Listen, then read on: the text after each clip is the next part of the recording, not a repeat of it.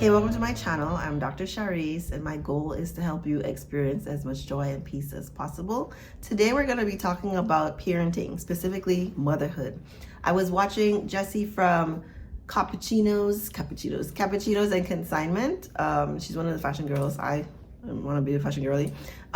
She's doing a vlogmas that's not very Christmas-y, and as a person who doesn't celebrate Christmas, it's right up my alley. She's talking about deep topics, and she recently traveled to Paris. She might still be in Paris, but she was talking about how she doesn't feel guilty about not traveling with her husband and not bringing her kids, and how she gets like negative comments on social media from people who are like, oh, you're traveling again, oh, you're not with your kids, why don't you travel with your kids, why don't you bring them along?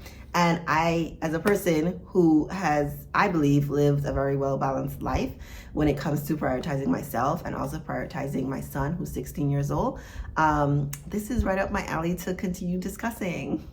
Her big question was, who were you before you were a mother? And when I think about motherhood, I really think about being a guide for the next souls to have their evolution here on earth. You know, I grew up Christian, so I've always, been very much into God. It's, my channel is built on spirituality and God and goodness and joy and all those things. But that question, who are you before you were a mother, is only slightly difficult for me, because honestly, the next follow-up question is, who do you want to be? So who was I before I became a mother? Girl, I became a mother at 18 years old. I got pregnant when I was 17. I was doing my first year of college. I'm one of those smart people. So they sent me off to college for my senior year. It was an agreed upon decision. So my point is, I didn't have much time to think, who am I? In your early 20s, I think there is a lot of who am I. From like 15 to 25, we are exploring our identity. That is the prime time to say, who am I? Who do I want to be? What do I want to do? Like, what career do I want to pick? What kind of friends? What's my personal style? Those are the questions we're asking in those transitional years before you feel like a full adult, which I don't think a lot of people feel like an adult until like 35. That question, I think, is a very important one. Most people do not get pregnant when they're 17. So ask yourself that question. I have had, thankfully, a beautiful childhood, the ups and downs, but an opportunity to explore a lot of different parts of myself. I loved reading. I loved arts and craft. I loved exploring different places. I loved learning about different cultures. I definitely had a sense of self before I had my son. And during my first year of college, right before he was born, I feel like I got the handbook for how to raise kids, because I'm a child psychology major. And so learning that, and then him being born, and then, I had a really, really beautiful mentor who told me, you also need time for yourself. I think I was at a crossroads between maybe doing something on campus or something for fun, and maybe guilting myself into, actually, I should go home, because I was staying with my son all day. I was taking classes at night. And so I'm like, if I'm doing something at night, that's really additional time, all those things. And her response to me was, well, you also need time to be yourself, to just be Shareece. And really, one of the pieces of advice that stuck with me in my journey of motherhood. I did have hopes and dreams before I had my son. Actually, when I was 16 years old, this light is bothering me now. One of the pivotal stories that I tell people about, how my life has been shaped, is when I was 16 years old, I met a Black woman psychologist. And I knew that's what I'm going to be doing. I'm supposed to be a psychologist. I'm supposed to help people. I'm not sure all the ways, right? And I didn't know there were so many different types of psychologists. But I knew at 16, I'm going to be a psychologist. And it didn't occur to me, right? My sisters tell a different story about witnessing my mother sacrifice and give than I remember. But that's the whole thing in my family about me and memories. I saw my mother give a lot, but I also saw a woman who fell in love with the idea of children before she had children, and who didn't give begrudgingly, a mother who was happy to be a mother. And then I think it does help that, you're married and you also have help from a father who wanted to be a father. I think that puts things into perspective. So from my perspective, even though my mother, when I can look back now and say, yeah, she probably wasn't pouring into herself enough. Okay, lights. Okay, lights. She probably wasn't pouring into herself enough, right? One of the things I tell moms is when you're at the crossroads of give to my kids or give to myself, sometime you need to give to yourself. You have to say no to your kids and you have to give to yourself. I'm not sure she did that as many times as she should have.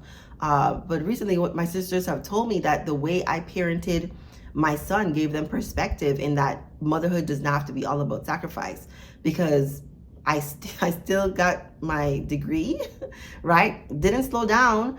I still went to grad school.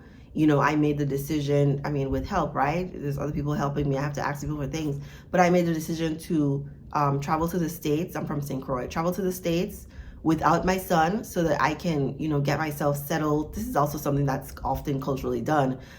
So acceptable in a way that I didn't have much mom guilt. I can't say I had zero mom guilt, but as the time went on, I evolved to, you know, to be giving more like a dad, and somehow made that okay until I had the time and space and money to give in all the mom ways that I wanted to. So balancing, you know, prioritizing myself, saying that I want to create a certain lifestyle for myself and my son, and also wanting to make sure he's a happy, healthy human being who doesn't resent his mother for making certain decisions. And we've had our own journey with, you know, when a parent leaves, there's typically going to be some feelings of abandonment, but we've had our own conversations, our own healing around that, such that, girl, I don't have no regrets about any of the way my life played out. And I strongly encourage moms to ask, who are you before you had your kids?